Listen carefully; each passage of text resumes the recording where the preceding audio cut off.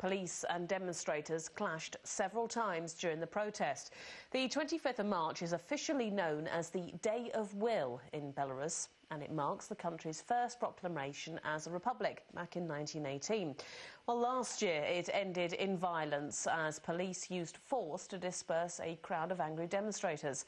Our correspondent Katerina Azarova has this report. Long live Belarus. That is the call of demonstrators that took to the capital's streets on the Day of Will. It is a day that marks the first proclamation of the People's Republic of Belarus on the 25th of March in 1918. The republic itself only existed for a few months before Soviet rule was established, but today it is both a memory of independence and a voice for the opposition. You are decent people. You are brave people. You are the salt of the earth. You can lead our nation. Opposition leader and last year's presidential candidate Alexander Milinkevich was amongst those at Minsk Central Square in 2006, when demonstrations lasted for nearly a week. The unofficial Independence Day celebrations coincided with the announcement of the election results, and the meetings turned violent. Police used tear gas and rubber bullets to break up the crowds, injuring many and arresting many more.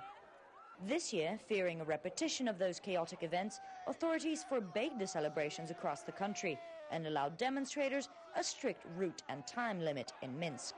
But even with thousands of police officers and special forces units stationed in the capital, the demonstrators went their own way.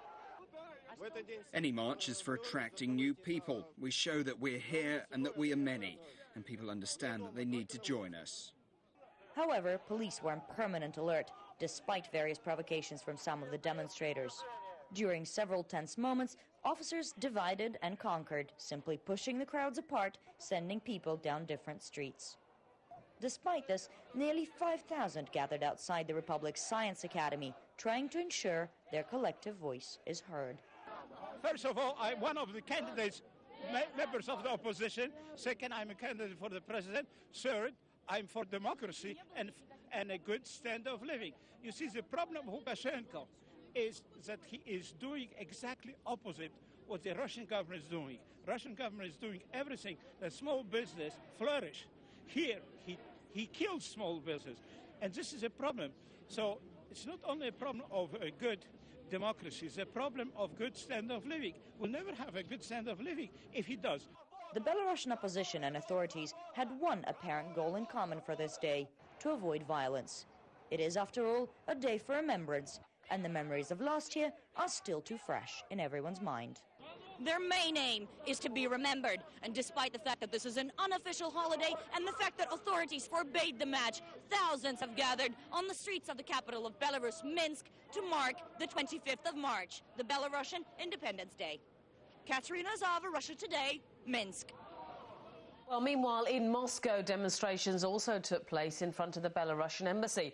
Protesters supported the Belarusian opposition while also celebrating the Day of Will. Over a dozen young Russian activists shouted slogans in support of the Belarusian opposition and condemned Alexander Lukashenko's government.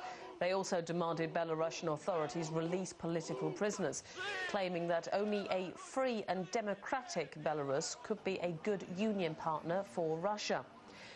Similar protests in front of Belarusian embassies are due to take place in other cities, including Warsaw, Poland and Washington, D.C. Belarusian opposition is protesting against falsification of election results and that Lukashenko has self-appointed himself a president. They continue their protests even though the Belarusian authorities continue to suppress members of the opposition by all possible means. Today we have come here to support the people of Belarus who are fighting for their freedom. We also demand freedom for all the political prisoners in Belarus. And we believe that relations only with a free and democratic Belarus can be positive for both countries.